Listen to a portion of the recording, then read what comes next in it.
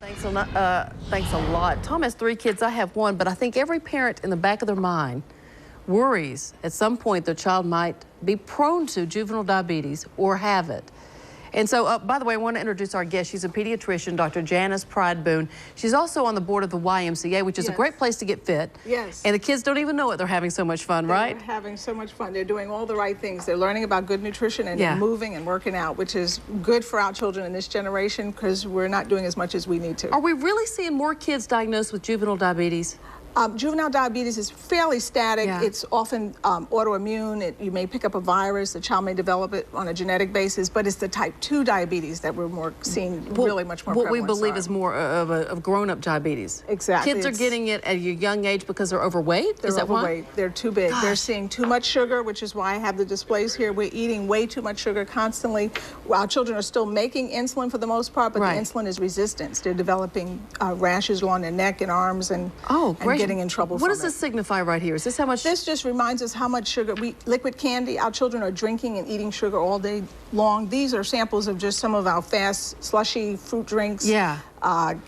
Coffee drinks that are loaded with sugar. We look at it as a snack, but it's a constant supply of sugar.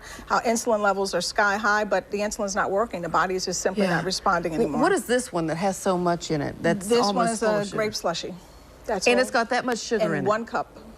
Oh, good grief. So our children are seeing sugar constantly, and the insulin is just not effective anymore. You've got orange juice here and a Coca-Cola. Which is worse? To show you, well, preferably eat the orange because it's whole food, your nutrients, it's anti-cancer. You get that fiber. Reframe how you look. You get your fiber and you get your anti-cancer drugs. So here it is in an orange. You can drink it, but look at the portion size as Americans. Here's, when I was a little girl, here's what typically my patients will offer their children.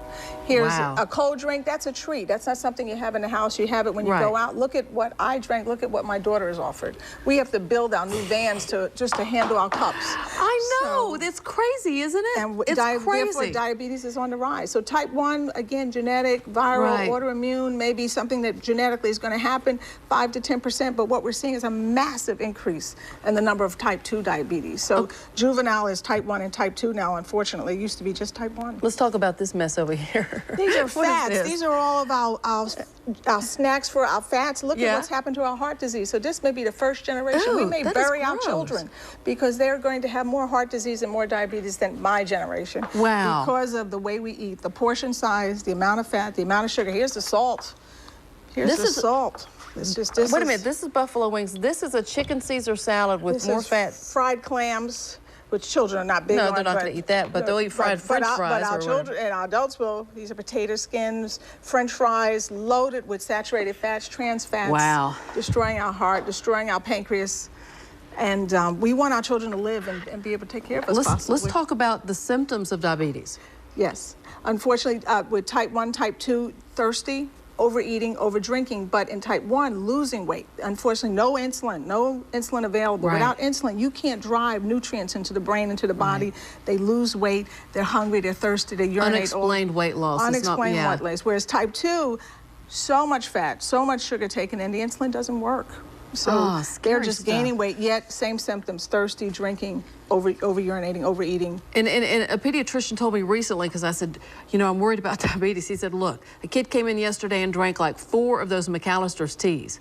That's extreme thirst. Not like drinking 4 or 5 drinks throughout the day, right? And your urine should be nice and light. What we teach in Strongman, our weight management program, you drink, your urine should look like lemonade and not apple juice. If your urine is so concentrated, you're not drinking enough water, you know you're in trouble if you're drinking and still have dark urine. So start the kids drinking more water, eating more real fruits and vegetables instead of this processed kind, and lay off the sugar. Lay off the sugar for type 2. Doctor, thank you so very much. Thank you.